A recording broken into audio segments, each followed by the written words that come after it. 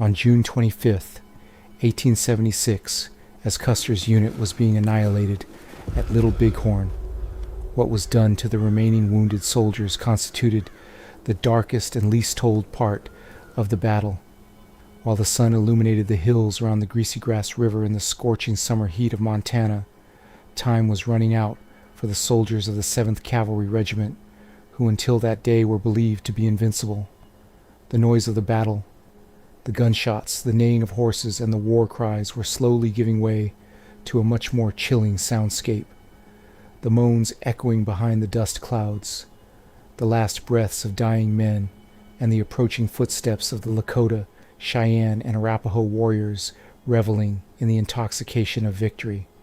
The 5 companies under the command of George Armstrong Custer had been completely surrounded and literally wiped off the map by the native coalition, which outnumbered them and executed a tactically flawless defense. However, the reality lying immediately behind this spectacular collapse was a horrifying human tragedy, often glossed over by history books and hidden behind nationalist myths. Those who died instantly on the battlefield were perhaps the luckiest soldiers on those hills that day, because for the hundreds of soldiers who fell to the ground from bullets, arrows, or club blows, who were crushed under their horses, who sustained wounds too severe to move, but had not yet lost consciousness, the real hell began after the gunfire ceased. In the savage and ruthless nature of that war, surviving was not a blessing, but the beginning of torture, an indescribable terror and prolonged agony. Considered one of the elite units of the American Army, these men had attacked the camp just a few hours earlier with immense arrogance and an absolute belief in victory. But now, in those blue uniforms they trusted so much, covered in blood and dust, they were abandoned to their fate. Even trying to imagine the psychology of a soldier in that moment, trying to hide among the tall grass on the hills, struggling to remain silent with broken bones and bleeding wounds, is enough to freeze one's blood. They had only realized the true size of the massive camp surrounding them when they reached that hill, and there was no turning back. These men, with their legs shattered, chests wounded or weakened by blood loss, lay among the lifeless bodies of their comrades in arms, experiencing every second of the approaching end in all its naked reality. It was obvious that rescue troops would not arrive. Reno and Benteen's units were miles away, struggling for their own lives under a heavy siege. There was no hope on the horizon for Custer's soldiers, only death, and this death would not come mercifully at all. To understand the horror of the event, one must grasp the mindset of both sides and the mood of the battle at that moment. For the Lakota and Cheyenne warriors, this was not a pitched battle, a simple territorial struggle, or a political maneuver. This was, quite literally, an existential war. Custer and his men had attacked directly into their homes, the massive camp where their families, women, and children were. This situation awakened an unprecedented anger, a desire for revenge, and a defensive instinct in the native warriors. Centuries of land theft, broken treaties, the government's endless betrayals, and efforts to confine the native people to reservations had turned into pure hatred on the hills of Little Bighorn that day. The battlefield was not a place where mercy or rules of captivity applied. In European-centric military doctrines, when an enemy was wounded, they were taken prisoner, treated, and their rights as a prisoner of war were protected. However, in the unforgiving warrior culture of the Great Plains, an armed enemy who came to destroy the camp and kill children was seen as a deadly threat until their very last breath. Furthermore, according to the warrior's belief system, the physical damage inflicted on the enemy directly affected their power in the afterlife. Therefore, the harsh treatment of the wounded lying on the battlefield was not just a practical execution, but also the expression of a spiritual and cultural ritual, the rawest and harshest form of revenge. When the most intense moments of the clash were left behind and the gunpowder smoke slowly began to clear, it wasn't only the victorious armed warriors who entered the battlefield. Women, the elderly, and even young children from the village below also flocked to the battlefield. This meant the opening of a brand new and far more terrifying act of horror for the wounded soldiers lying on the ground. The women were individuals who had experienced deep trauma, having lost their husbands, sons, fathers, or brothers to the bullets of American soldiers in previous conflicts. The grief and anger they had carried in their hearts for years were now directed at the helpless soldiers lying on the ground, often carrying heavy stone clubs, bone-crushing tools, butcher knives, or saddle ropes. These groups roamed the battlefield, identifying the survivors one by one. The absolute despair of a wounded soldier writhing in pain when he saw native women burning with the fire of revenge surrounding him is one of the darkest psychological moments in American military history. In those moments, many of the soldiers, knowing exactly what would happen to them, chose to save their last bullets for themselves to escape a ruthless torture. What the surviving native witnesses of Little Bighorn told researchers decades later brought to light the blood-curdling details of this phase of the battle. The famous Cheyenne warrior, Wooden Leg, in interviews he gave years later, described in a very calm but striking manner how many of the soldiers panicked and shot themselves or their comrades in the head before the natives even physically reached them. This is a shocking reality that the American public did not want to accept for decades, which officers tried to cover up with the myth that they fought heroically to their last bullet, but which has been confirmed by modern archaeological evidence, bullet casing analyses, and native testimonies. For an American cavalryman lying on the ground, heavily wounded, seeing the natives approaching through the dust clouds, the greatest fear was not dying in battle, but being captured alive and tortured. The terrifying stories told at night in cavalry camps along the frontier were about captured soldiers being burned in fires, their limbs cut off alive, flayed, and slowly killed, with agonies lasting for days. Raised and trained with these blood-curdling stories, the soldiers in that moment of absolute helplessness saw committing suicide or shooting each other as the most logical, even the most honorable, way out to avoid a ruthless death. The scale of the mass panic, discipline breakdown, and psychological devastation experienced on the battlefield was actually far more deadly than Custer's famous tactical mistake. The men's minds had given up long before their bodies were torn apart. However, for those who were too heavily wounded to take their own lives, paralyzed, or who dropped their weapons due to shock, fate had prepared a much crueler scenario. Warriors and vengeful women roaming the battlefield began to instantly execute the soldiers who were still breathing, moaning, moving, or opening their eyes. These executions were often carried out not with a quick, clean bullet, but with much more primitive, brutal, and painful methods. The soldiers' skulls were crushed by heavy stone clubs wielded by approaching women. Bodies were repeatedly gutted with spears, and arrows were thrust into their bodies at close range. The Miniconjou Lakota, Chief Red Horse, while drawing and narrating the battlefield in pictograms, detailed how the bodies of the wounded soldiers were torn to pieces and how their uniforms were savagely ripped from them while they were still in their death throes. A soldier's uniform, weapon, hat, and horse were a great badge of honor and spoils for the victorious warrior. But when the wounded soldiers resisted the taking of these spoils with their last ounce of strength, or when it became difficult to remove their clothes simply because they were still breathing, the dose of violence reached unimaginable proportions. The hands or fingers of the wounded could be cut off alive to take their rings or weapons more quickly. As the last cries of the soldiers in agony mingled with the victory shouts of the natives, the Little Bighorn Valley ceased to be a military conflict zone and turned literally into a slaughterhouse. These moments of terror were experienced not only on the hill where Custer made his last stand, but also deep in the valley where Reno and Benteen's units made their initial attack, in the wooded areas along the river. Dozens of wounded soldiers who fell from their horses or were left behind having been shot during Reno's chaotic retreat tried to hide among the dense bushes and the vegetation by the river, holding their breaths for hours hoping to survive. But they were hunted down in no time by the natives who knew the area like the back of their hand.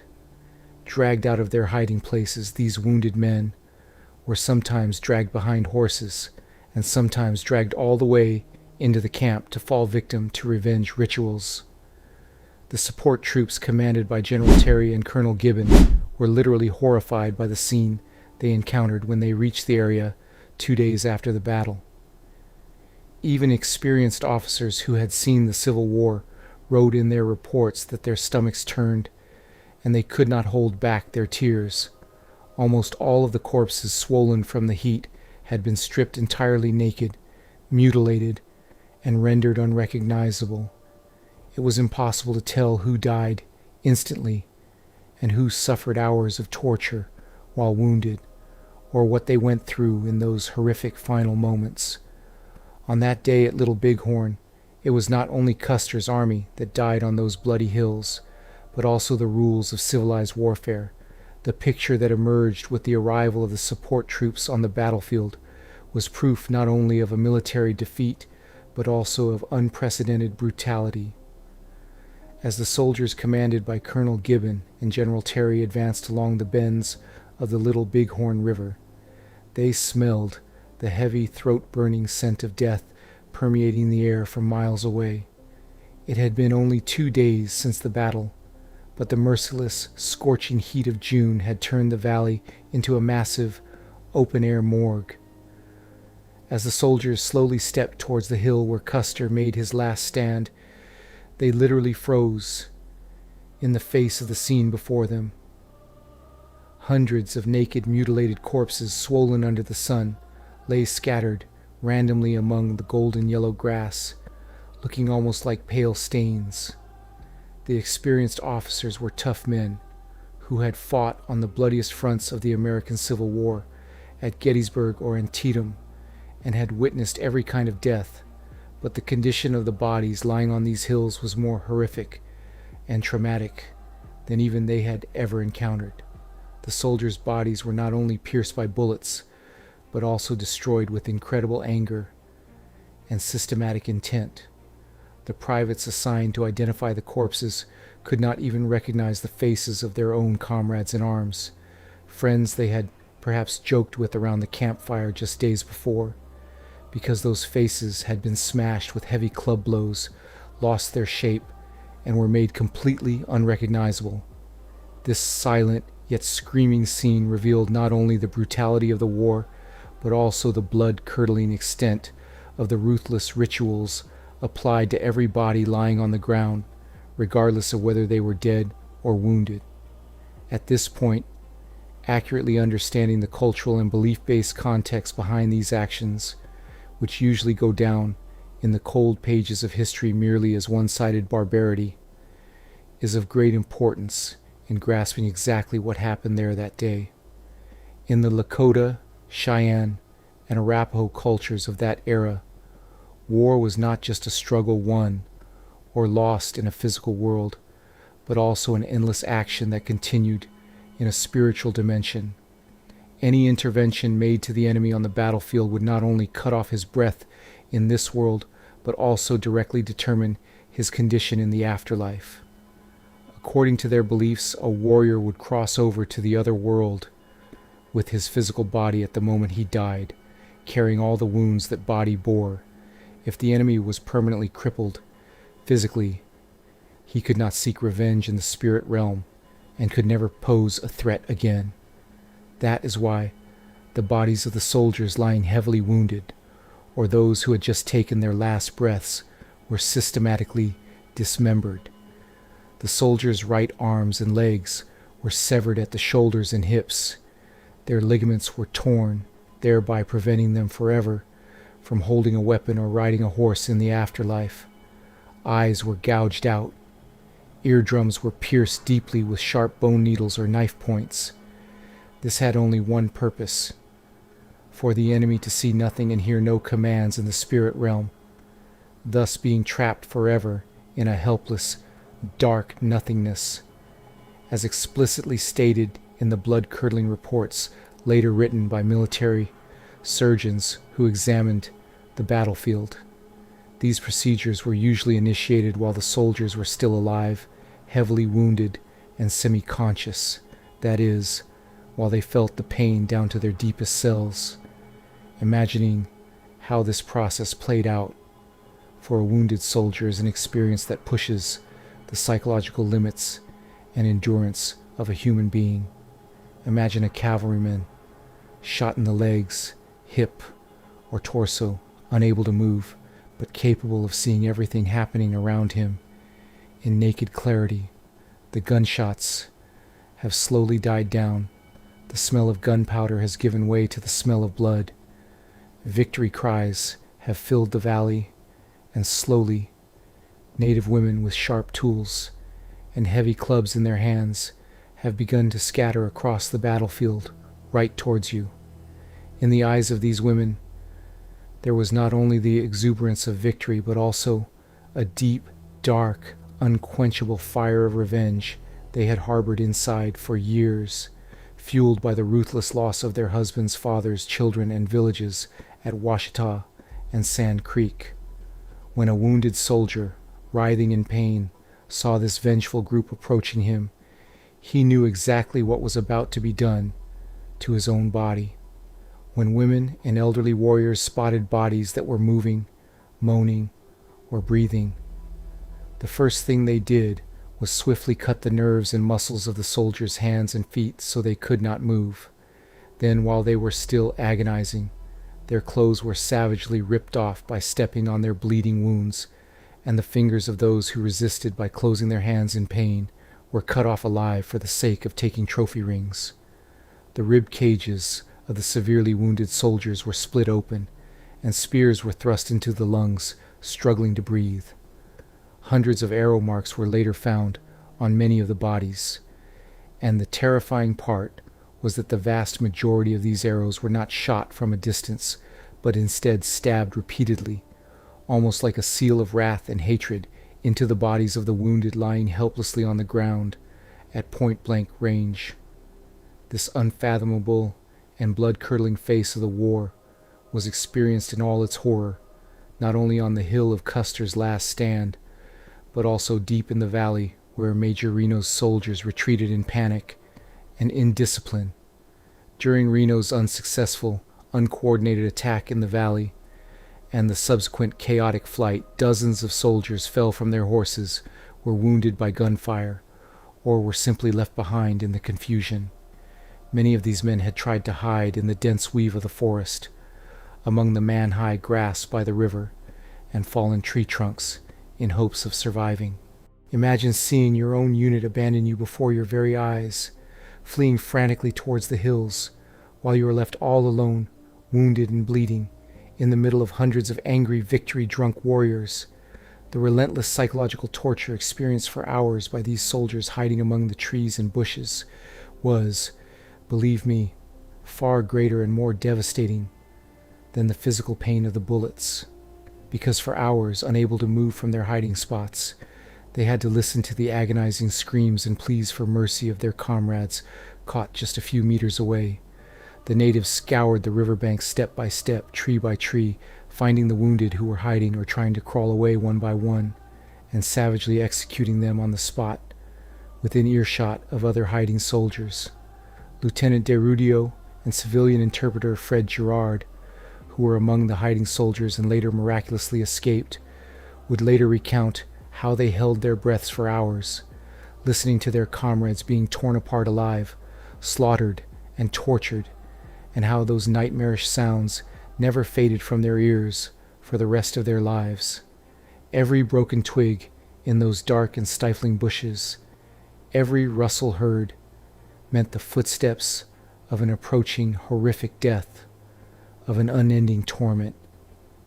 Certain specific details that slowly emerged during the burial and identification of the dead after the battle revealed in stark nakedness just how personal, targeted, and savage these retaliatory actions of the natives could become. For example, the body of General Custer's own blood brother, the legendary Captain Tom Custer, who had received the Medal of Honor twice for his bravery in the Civil War, was mutilated in such a horrific, incomprehensible way that initially even his own comrades in arms, friends he had fought alongside for years, could not recognize him. Tom Custer's skull had been completely crushed into a flat pile of blood and bone by countless heavy club blows rained down upon it. His body was riddled with arrows, flayed, his stomach savagely slit from top to bottom, and his internal organs pulled out, leaving his body practically gutted. The only way they could recognize him and distinguish him from his brother George was by that faded old tattoo consisting of the letters TWC, barely visible on his arm. Similarly, many officers and soldiers, among Custer's most trusted commanders, had their heads cut off, their legs separated from their torsos and thrown hundreds of meters apart across the battlefield. What is interesting, and still one of the greatest mysteries debated by historians and military experts today, was the condition of Commander George Armstrong Custer's own body. In the midst of all that massacre, that bloodbath, Custer's body was found unscalped, not heavily mutilated, and with no limbs torn off. He only had 2 fatal bullet wounds, one in his chest and one in his left temple. Some historians say that the natives could not recognize who he was in the dust and dirt. Others say his scalp was not considered worth taking because he had cut his hair short right before the battle.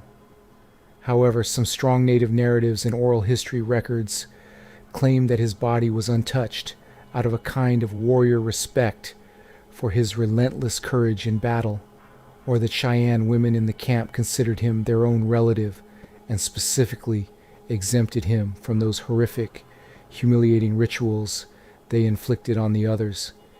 Yet even if their commander remained relatively intact, the situation for the hundreds of soldiers under his command who died on that hill because of his arrogance was a blood-curdling exhibition of slaughter.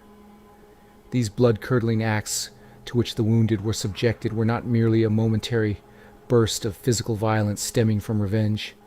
This was also the consecration of a great historic victory and the eradication of the enemy from the root, a ritualistic punishment. According to some shocking soldier accounts and battlefield examinations, the mouths of the dead and heavily wounded soldiers had been tightly stuffed with dirt. This act was not random violence, but a highly symbolic, poetic, and equally mocking punishment handed down from generation to generation among native warriors in response to the white man's insatiable greed for land, carrying the message, "You wanted a lot of land, here's enough land for you to eat to your heart's content." This cruel act caused a wounded soldier writhing on the ground to die choking and with his lungs bursting as he tried to swallow that dirt mixed with his own blood. In addition to the severing of their feet, arms, and hands, it went down in Army records in shame and horror that some soldiers were severely wounded in their testicles and their reproductive organs intentionally cut off. This symbolically meant completely eliminating the enemy's masculinity, warrior pride, and power to continue their lineage. For a wounded cavalryman lying on the ground, keeping his consciousness open during all these procedures, unable to pass out from the pain, was literally experiencing hell on earth upon that dry grass. These men, slowly dying from blood loss, watched not only their bodies being torn apart, but also their pride, identity, and honor of being great American soldiers buried underfoot in that dusty soil. As the ring on his finger, the pocket watch in his pocket, the letter from his wife carried in the inner pocket of his jacket, and even his locks of hair were taken as spoils of war amid laughter, every single move became part of that long, unending torture inflicted upon them.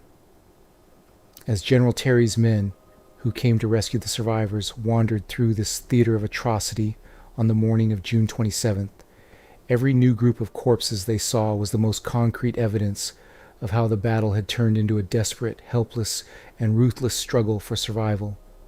The bodies lying in clusters at the foot of the hill showed how the soldiers, in a great panic during their final moments, had hugged each other, stood back to back trying to form a protective circle, but how they were hunted down mercilessly one by one when their ammunition ran out or they were wounded. The hands of some soldiers had frozen stiff, gripping the grass and dirt of the hill tightly due to the immense, indescribable agony and convulsions at the moment of death. These petrified hands were like silent, unheard screams of the incredible pain they suffered, and their efforts to cling to life in their final moments. The expression of absolute terror, fear, and bewilderment on the faces of many corpses had been fixed by rigor mortis, carving those horrifying moments almost into eternity.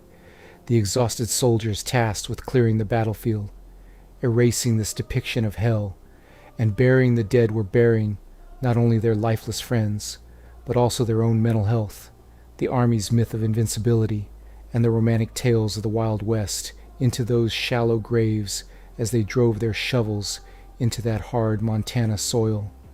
Most graves were merely superficial pits and piles of grass with just a little dirt thrown over them, as there was neither time nor tools to dig. This shallow burial would cause wolves, coyotes, and vultures to unearth the bodies again just a few days later, causing those wounded bodies to be torn apart once more between the teeth of nature. If fighting at Little Bighorn that day was a great tragedy, falling wounded there and waiting for what came next was absolutely an indescribable curse. In the afternoon of that bloody day at Little Bighorn, the course of the battle ceased to be a tactical maneuver for the soldiers and turned completely into a savage survival reflex. In particular, the deep ravine, where some 28 soldiers took refuge while trying to flee in panic towards the river from the hill known as Custer's Last Stand, hosted one of the most claustrophobic, blood-curdling scenes of horror on the battlefield. When these men realized on the hill that they were completely surrounded and their ammunition was depleted, they had hoped they could escape perhaps by reaching the cool waters of the river or hiding among the dense bushes. However, this steep-sloped, narrow, dusty, and suffocating ravine became not an escape route, but a ruthless death trap for them. When the wounded, breathless, and exhausted soldiers were squeezed into this narrow space, they became clear targets for the arrows and bullets raining down on them from the slopes above. According to the accounts of native warriors, many of the soldiers hiding in this ravine did not die immediately, taking severe wounds and letting out horrific screams indicating they agonized for hours. The Lakota and Cheyenne warriors lining the edge of the ravine eventually deliberately stopped shooting at the writhing, blood-drained, and immobilized soldiers below, abandoning them to the slow, torturous, and merciless arms of death, while those desperate moans, cries for help, and pleas to their mothers or God, echoing from below, reverberated in the silence of the plain. For the warriors above, these sounds were the most satisfying melody of absolute victory and revenge. That the wounded spent their final moments inside this suffocating dirt pit, smeared in each other's blood, breathing the dust raining on them, and waiting for the approaching inevitable end, is a dark tragedy far beyond the limits the human mind can endure. When the sun slowly set and a crimson, suffocating darkness descended upon the Little Bighorn Valley, the active combat phase of the battle had largely ended. However, the real psychological horror blanketing the valley was just beginning. The surviving soldiers of Major Reno and Captain Benteen, desperately digging defense lines on their besieged hill miles away, watched the light of the massive fires rising from the gigantic native camp down below by the river. For the soldiers standing guard on that hill that night, their lips cracked from thirst and trembling with fear, the most terrifying thing burned into their memories was not just the uncertainty brought by the darkness, but those chilling sounds coming from below that did not cease until morning. The rhythmic drumming, victory songs, and wild war cries of the natives gathered around the massive victory bonfires lit in the camp tore through the silence of the night, but what froze the soldiers' blood and completely collapsed their morale were the high-pitched, desperate screams containing superhuman agony that mingled with these celebration songs. Reno's men, whispering to each other in the dark, believed that their comrades in arms, captured or taken wounded down below, were being severely tortured, flayed, or burned alive. Even if definitive and confirmed military evidence did not always verify these stories of burning prisoners in all their details for the soldiers waiting on that hill that night. What was happening below was quite literally a depiction of hell. Every human scream carried by the wind from the dark bushes in the distance was like a horrific prophecy whispering to them what their own fate might be the next day. The sense of absolute abandonment the wounded felt as they took their last breaths alone in the dark, amidst the shadows and flames surrounding them, was colder and more terrifying than death itself. When delving into the details of the physical violence applied to the wounded and the dead on the battlefield, the tools and methods used once again prove how personal, spiteful, and ritualistic this affair was.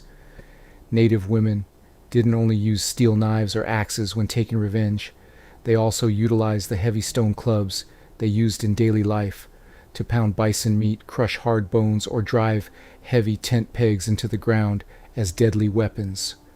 When these rough, heavy stone clubs came down with full force onto the skull or rib cage of a wounded soldier lying on the ground, the resulting destruction was much more traumatic, bloody, and painful than a bullet wound. The slow execution of particularly heavily wounded soldiers with these clubs might seem like a pragmatic choice, driven merely by the desire not to waste bullets, but it actually contained a much deeper psychological and cultural message. This action meant, we are crushing you not with your own modern weapons, but with the stones of our own land, our daily tools, the most primitive and unstoppable power of our earth.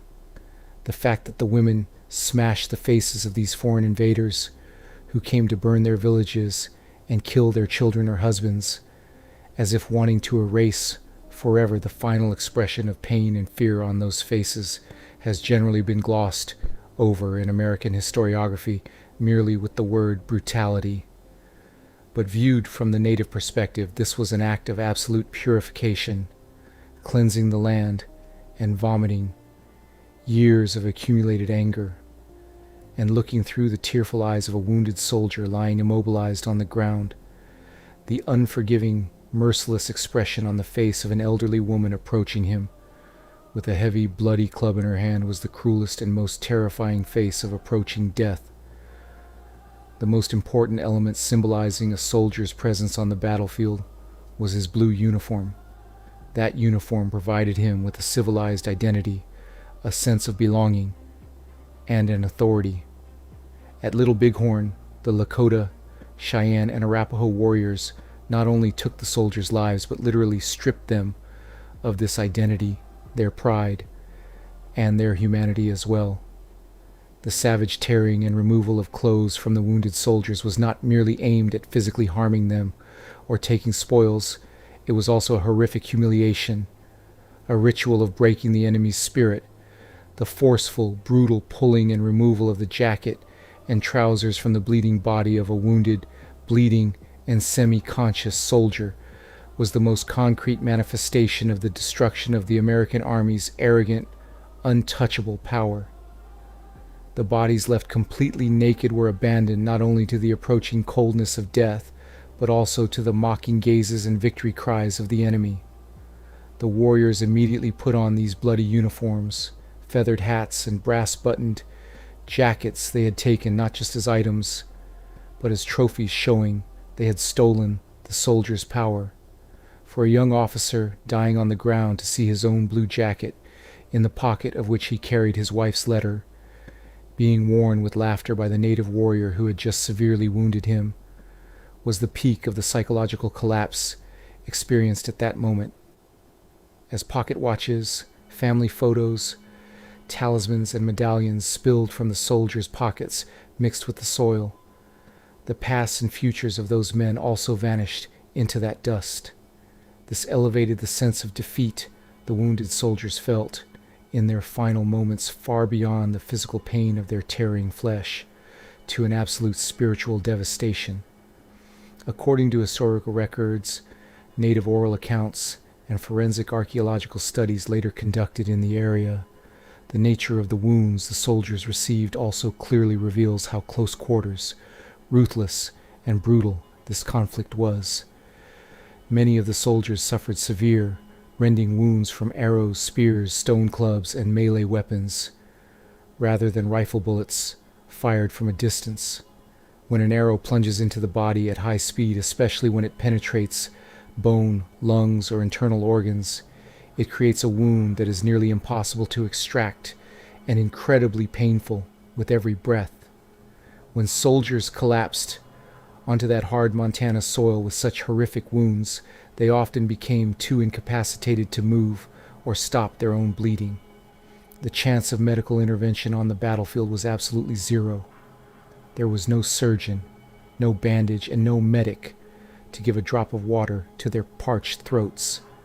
That scorching sun of June, temperatures approaching 40 degrees Celsius, multiplied the agony of the wounded exponentially. While flies and insects drawn by the smell of blood swarmed over their wounds, thirst turned into a far greater torture than the physical pain they suffered. For a wounded soldier to slowly go into shock from excessive blood loss, for his vision to darken, to start hallucinating, and then to realize his approaching executioners, shadows walking toward them with gleaming knives and spears in their hands, is a threshold where words fall short to describe the terror they experienced in their final moments. They had been cast from a world where they could expect mercy, medical help, or at least a painless, quick military death according to the rules of civilized warfare, into the unforgiving, lawless, and harsh reality of the Great Plains.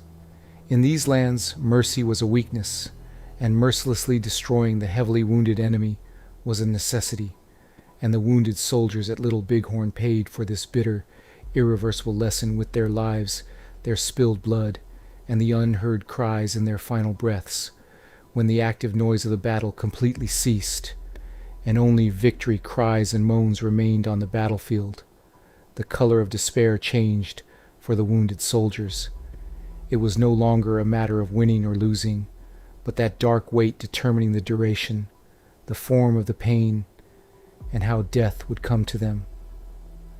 The soldiers who had tried to defend themselves by hiding behind the carcasses of their horses at the foot of Custer's last stand hill, but who were eventually forced into hand-to-hand combat when their bullets ran out, were being executed slowly, inch by inch. This was not a random outburst of anger, but a planned, methodical, and ruthless cleansing process aimed at destroying the enemy completely, down to every single particle. The Lakota and Cheyenne warriors were not only taking the soldiers' lives, but also turning this bloody square into an exhibition ground for their own culture, beliefs, and revenge. Before the very eyes of the soldiers left for dead, or lying heavily wounded and unable to move, their own comrades' limbs were being torn off, their torsos turned into porcupines with arrows, for a wounded man to wait his turn, hearing the heavy stone clubs smashing the head of his friend, dying right next to him, with whom he had fought shoulder to shoulder for years, hearing that bone-cracking sound, the spurting blood, that horrific final scream, was a torture that completely shattered the human soul and brought one to the brink of madness. This brutality, which even army psychologists or Civil War veterans could not fathom, is the dark truth of Little Bighorn, hiding behind the brilliant military tactics written in history books. The soldiers did not just lose a battle. Their bodies, souls, hopes, and honor were also slowly ripped away among those dusty grasses, using the most primitive and harsh methods. Another blood-curdling detail frequently ignored in historical narratives, yet present in cold blood in the reports of military surgeons and burial details who examined the area post-battle, was the checking and confirming methods applied by the natives roaming the battlefield to the wounded soldiers, the natives wanting to make sure whether a soldier was truly dead or had completely lost consciousness, often conducted quite simple but equally cruel tests. When they leaned over a soldier lying flat on the ground, if the man's eyes were closed, they would slowly but deeply pierce long, thin bone or wooden needles, and sometimes the sharp points of their knives, into the open wounds or groins of the wounded on their arms or legs. This move was to see if the body still reflexively reacted. For a heavily wounded soldier whose consciousness was blurred by pain but who was still breathing, having this sharp tool enter his body, groaning and convulsing with that reflex, and at that exact moment opening his eyes to see his own death warrant, that is, the mocking, satisfied face of the vengeful native, is one of the most terrifying moments of dying. If the soldier showed the slightest twitch, moan, or sign of life, from that moment on, a merciful quick bullet or fatal blow did not come. On the contrary, this sign of survival opened the door to making him suffer more pain, to the horrific rituals applied on his body being performed much slower, savored, and displayed to the other warriors around. The execution process thus turned into a prolonged ceremony, a sort of punishment show. Moreover, these horrific treatments were not only applied to junior privates or corporals, but with the same brutality to the glorious officers the American public viewed as invincible, noble heroes. Captain Miles Keogh had fought with great courage alongside his I Company, was dismounted when his horse Comanche was shot, and formed a circle with the soldiers around him, resisting to the end. When the body of Keogh, known as an Irish-born, remarkably handsome and arrogant soldier, was found, he too, just like the others, had been completely stripped, mutilated, and his left leg savagely broken at the hip. The interesting detail was that the Catholic medallion Keogh wore around his neck had not been ripped off by the natives.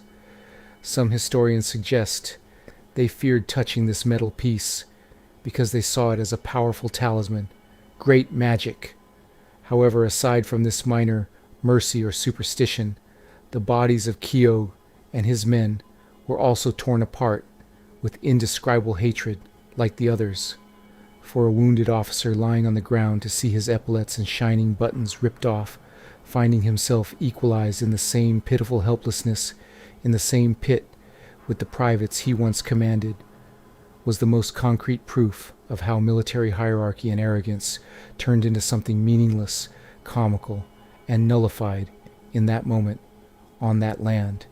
Ranks, medals, and military glory were merely bloody pieces of cloth in the face of flying arrows and stone clubs crushing skulls.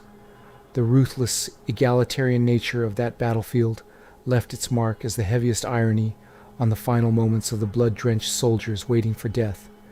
To understand this dark face of Little Bighorn, it is necessary to look a little closer at the state of mind of the native women taking revenge.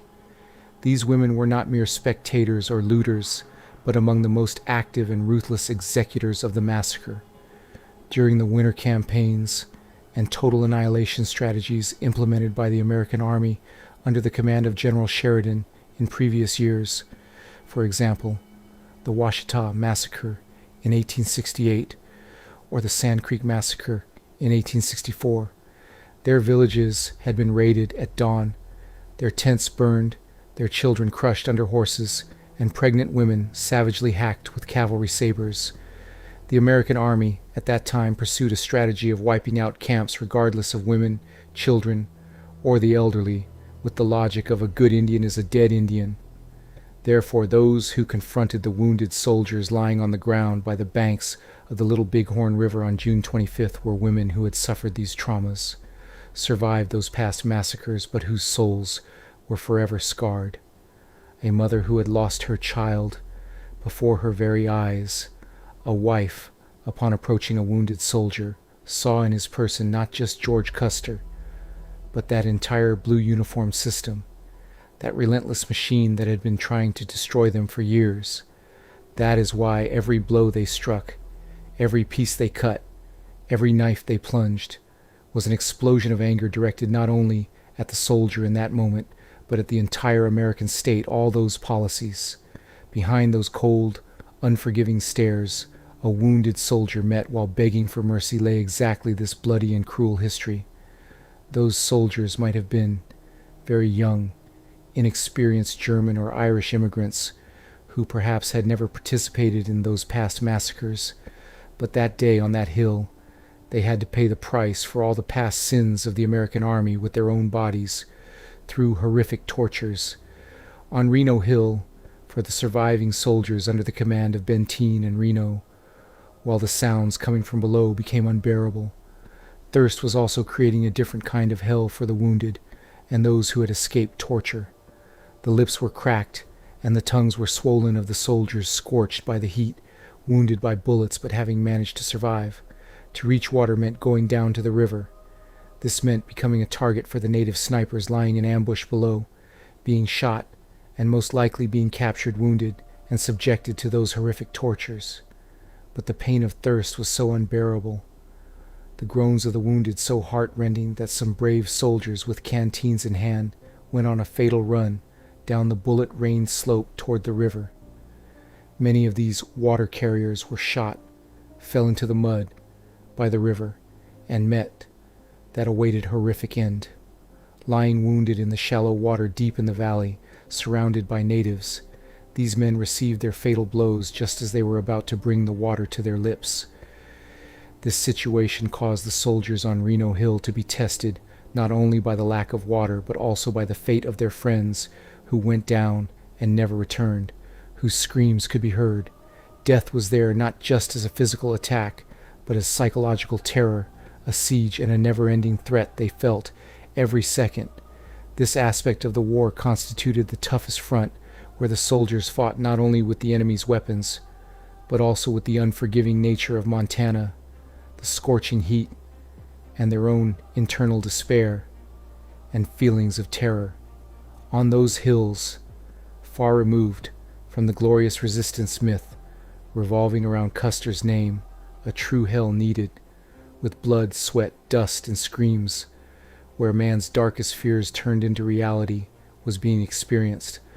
The first lights of the morning of June 26th in the Little Bighorn Valley, following the psychological terror experienced throughout the night, dawned almost like a blood-red sunrise over those left behind.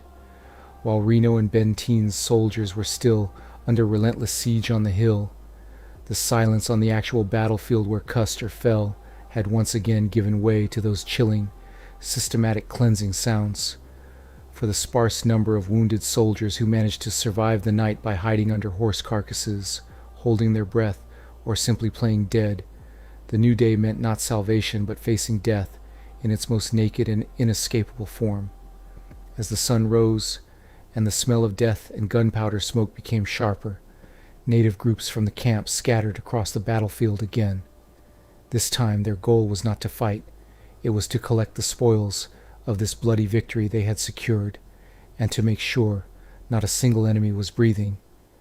In that pale light of the morning, it was not very difficult to find the wounded still moving, moaning, or who hadn't died of blood loss during the night but had lost consciousness among the corpses on the ground.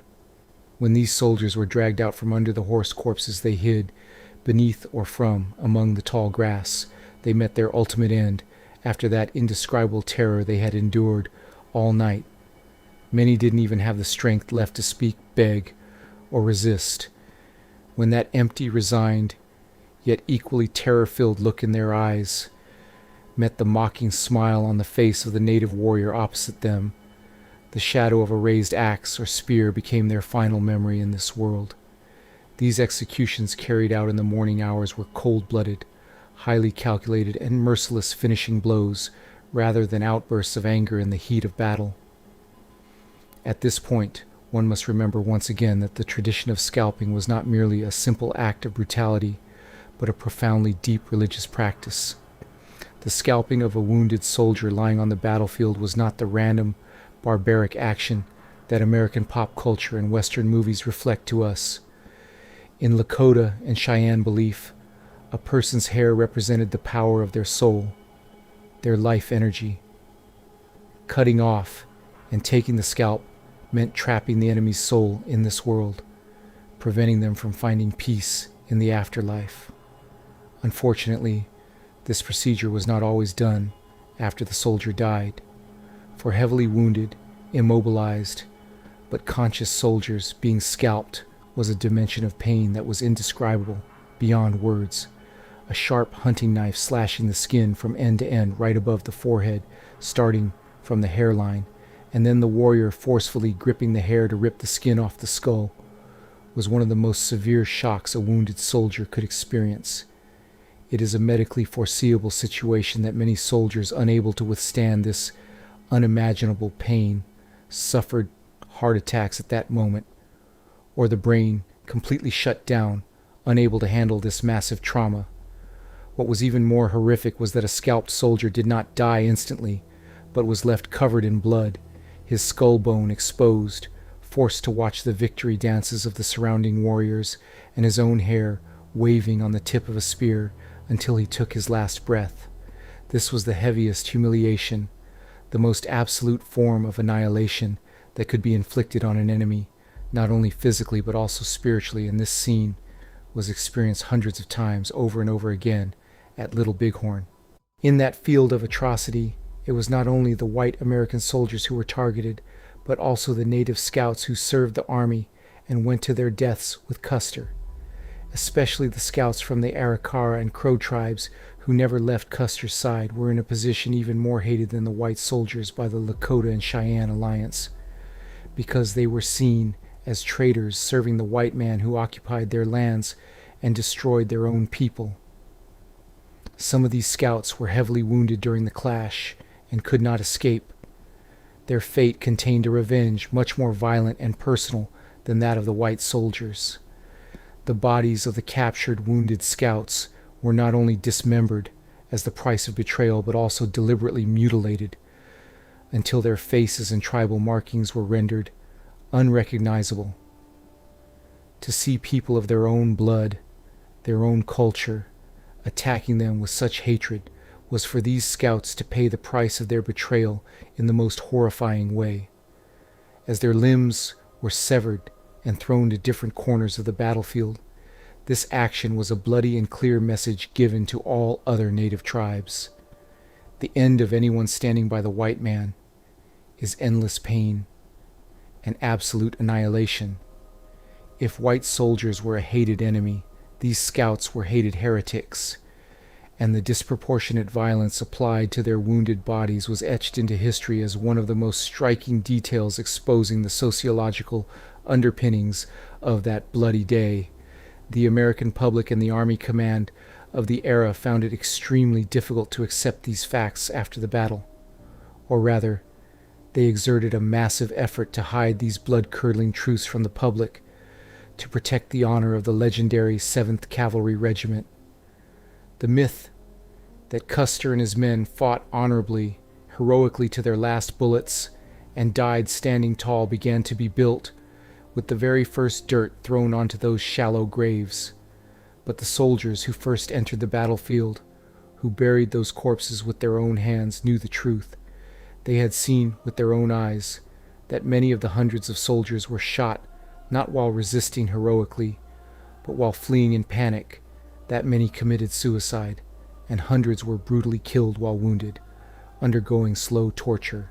The use of vague statements in the Army's official reports that the soldiers died instantly while fighting was actually a psychological cover meant to protect those soldiers' families and the sensitive pride of American society. No mother, father, or wife wanted to know that their young son or husband, while heavily wounded and unable to move on those desolate hills of Montana, was crushed with stone clubs, had his limbs cut off alive and his scalp flayed. But this cover-up effort meant burying the indescribable pain suffered by those privates, the true victims of the war, into the dark pages of history. The truth is that what was written there that day was not an epic of heroism, but an epic of fear, despair, and the most primitive brutality human beings could inflict upon one another. Little Bighorn was not just a tactical defeat for the American Army, but also a massive wound opened in the bodies and souls of the soldiers that would never heal. This massive trauma created a profound and lasting psychological impact on other American soldiers serving in that region in the ensuing years. Many soldiers who survived Little Bighorn, or saw the battlefield afterward, would wake up from their sleep at night screaming, unable to get the smell of rotting flesh, blood, and burnt gunpowder that filled the valley on that hot June day out of their noses for the rest of their lives. More importantly, this battle fundamentally changed the fighting doctrine, and attitude towards the natives of the American soldiers on the frontiers. No cavalry unit going into battle with the natives could ever again risk being taken prisoner or being left behind wounded. What was done to Custer's soldiers had become such a traumatic lesson for the entire army that the save the last bullet for yourself rule among soldiers became an unwritten but strictly enforced law.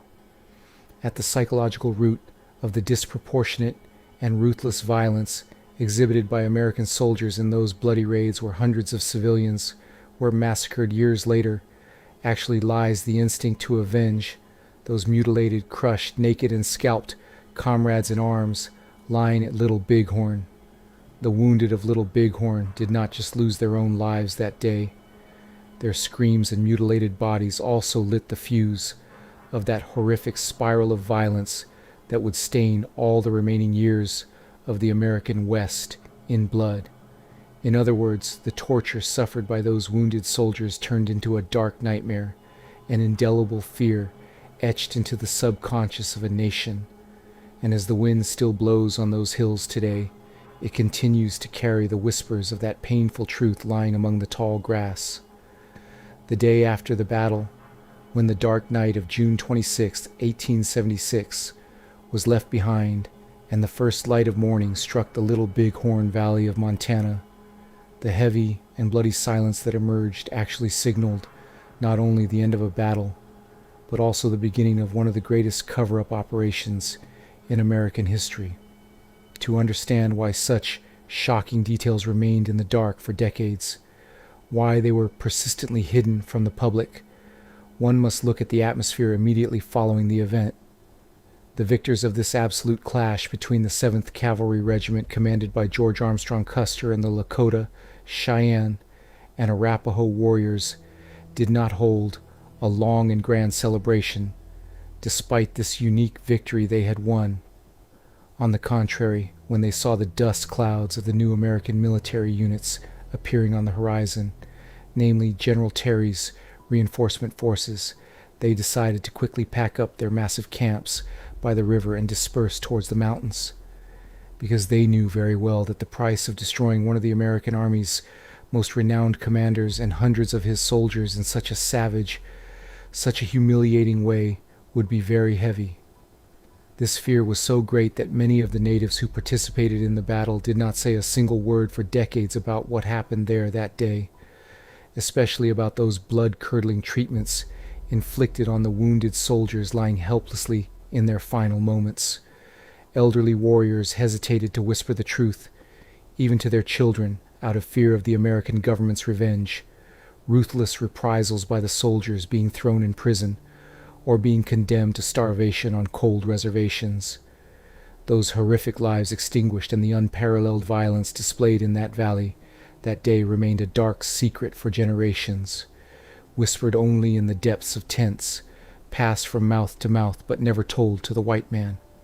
While the natives remained silent, the white man had already begun to write the legend exactly as he wanted, according to his own psychological needs. While the American people were celebrating the centennial of the nation's independence with great enthusiasm and fairs in 1876, telegrams from the East brought the news of the Little Bighorn disaster down on the country like a dark cloud. The public was angry, in shock, and mentally unable to accept how the cavalry they saw as invincible could be completely wiped out by crude savages. It is exactly at this point that the great American denial machine stepped in. It was impossible to tell the public the facts, namely that many of the soldiers threw down their weapons and fled in panic, that many committed suicide to escape a ruthless torture, and that those who were wounded died suffering hours of savage torture, crushed by stone clubs.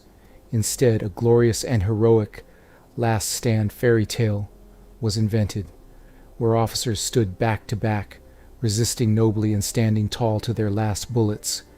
Paintings from the brushes of famous artists, those famous flashy lithographs adorning tavern walls, depicted Custer and his men like legendary knights. In none of those paintings could you see a single wounded soldier writhing in pain on the ground, being scalped alive, having limbs cut off, or crying and begging for mercy under the heavy clubs of women. This was, in fact, a way for a nation fleeing from facing the horrific history truly written in that valley to console itself, to bandage its wound with an imaginary ointment of heroism. However, no matter how deeply lies are buried in the soil always spits out the truth when the time comes. This great lie continued flawlessly until the modern archaeological excavations that began following a massive prairie fire in the Little Bighorn Valley in the 1980s. With the century-old tall surface grass burned to ashes, concrete evidence hidden under the soil for decades came to light. When forensic archaeologists and ballistic experts examined thousands of bullet casings, bone splinters, arrowheads, and skeletal fragments belonging to the soldiers using modern technologies, they saw that the legend told for years had completely collapsed. The story the soil told was very, very different from what the paintings told. The scattered distribution of bullet casings across the area drew an escape map of absolute chaos, mass panic, and shattered men who had lost their minds with the instinct to survive rather than a disciplined resistance. Marks found on the soldiers' bones undeniably proved that the vast majority of the deaths occurred not from rifle bullets fired from a distance, but directly from massively heavy stone clubs, battle axes, and edged weapons landing on the skull or rib cage, meaning systematic executions applied to the wounded on the battlefield after the clash had ended.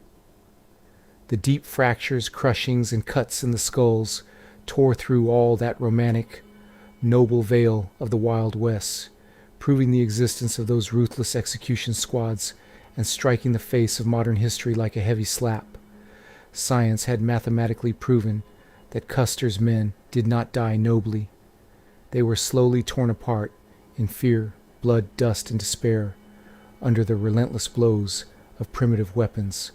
Years after the battle, the statements given by native figures like Black Elk, Red Horse, and Wooden Leg, who were personally present on the battlefield that day and even witnessed that bloody scene as young children, accepting to speak to researchers in their old age, strike this bitter reality right in our faces in all its nakedness. Black Elk, in particular, recounting when he descended onto the battlefield as just a young boy, describes how he watched the dying American soldiers on the ground and the procedures the women of his own people applied to them in a very detached, almost emotionless language. From his perspective, the scalping of a wounded and moaning soldier on the ground or the crushing of his limbs with stones seemed ordinary, like a simple daily chore, a survival necessity, and a ritual to cleanse the land, because in their world, these blue uniformed men who attacked them, who entered their villages to kill their women and children, were not humans, but demons threatening their lives and existence. This deep psychological chasm allowed the natives to feel no human empathy towards the wounded soldiers lying on the ground, and to view their suffering as a completely natural and deserved divine punishment.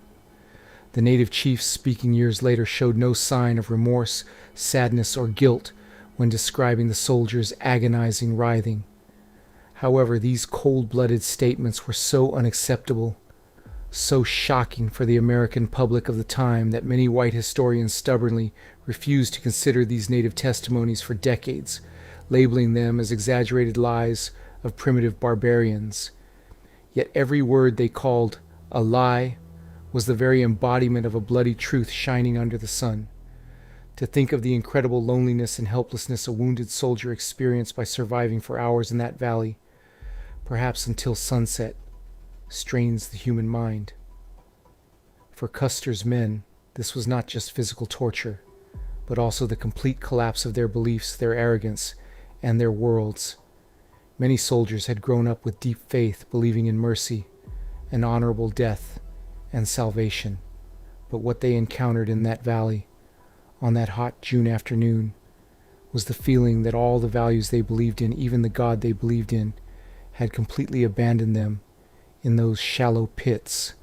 The absolute nothingness they felt in the face of these people surrounding them, shouting victory songs in a language they did not know, and literally carving them up piece by piece was the apex of a spiritual devastation.